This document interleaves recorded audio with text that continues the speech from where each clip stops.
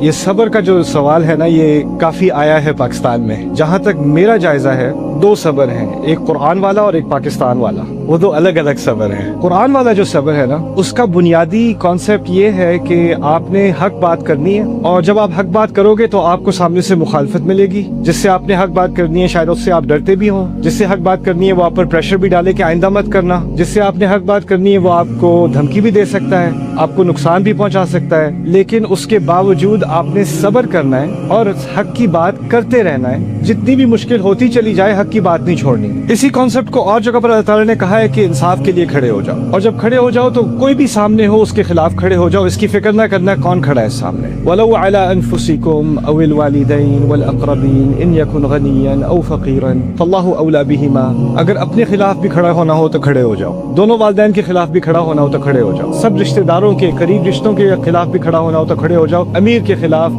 غریب کے خلاف. پہلی پرائیورٹی اللہ تعالیٰ کی ہے, اللہ کی خاطر کھڑے ہو جاؤ. اور یہ کھڑا ہونا آسان کام نہیں ہے, اس کے لیے بڑی آپ کو سٹیمنا چاہیے ہوتا ہے. اس سٹیمنا کا نام, اس کے ناموں میں سے ایک بڑا نام قرآن میں صبر ہے. لیکن پاکستان والا صبر ذرا مختلف ہے. پاکستان والے صبر میں ہے غلط بات ہو رہی ہے, آپ اس کو خاموشی سے برداشت کر رہے ہو, پھر آپ کسی سے جا کے کہتے ہو کہ یہ غلط بات ہو رہی ہے میں کیا کروں. بیٹا صبر کرو, یعنی حق کی بات مت کرو, خاموشی میں صبر کرو. قرآن جو واضح الفاظ میں کہہ رہا ہے وَتَوَاصَوْا بِالْحَقِّ وَتَوَاصَوْا بِالصَّبْرِ, سب کو یاد ہے, لیکن ہم نے جو صبر بنایا نا وہ ہے إِلَّا الَّذِينَ آمَنُوا وَعَمِلُوا الصَّالِحَاتِ وَتَوَاصَوْا بِالصَّبْرِ. میں تھوڑی سی بیچ میں اسکپ ہو جاتی ہے بات, یہ نہیں کہا حق کی بات نہیں کرنا, یہ باتیں مت کرنا, اس سے بڑی مصیبت ہوگی, بس تم صبر کر لو. ہم نے بھی صبر کیا تھا, تم بھی صبر کرو, اللہ تعالیٰ تبدیلی لائے گا. اللہ تعالیٰ نے جو تبدیلی لانے والا نظام بنایا نا اپنا, وہ یہ ہے کہ پہلے حق کے لیے انسان کھڑا ہوتا ہے, پھر اللہ کی مدد آتی ہے, اور اس کے مدد کے آنے تک آپ نے حق کی بات کرتے رہنے ہیں اور حق کے ساتھ کھڑے ہوتے رہنا ہے. پھر آخر میں جب اللہ دیکھے گا کہ آپ اس کی مدد کے مستحق ہو, پھر مدد آتی ہے.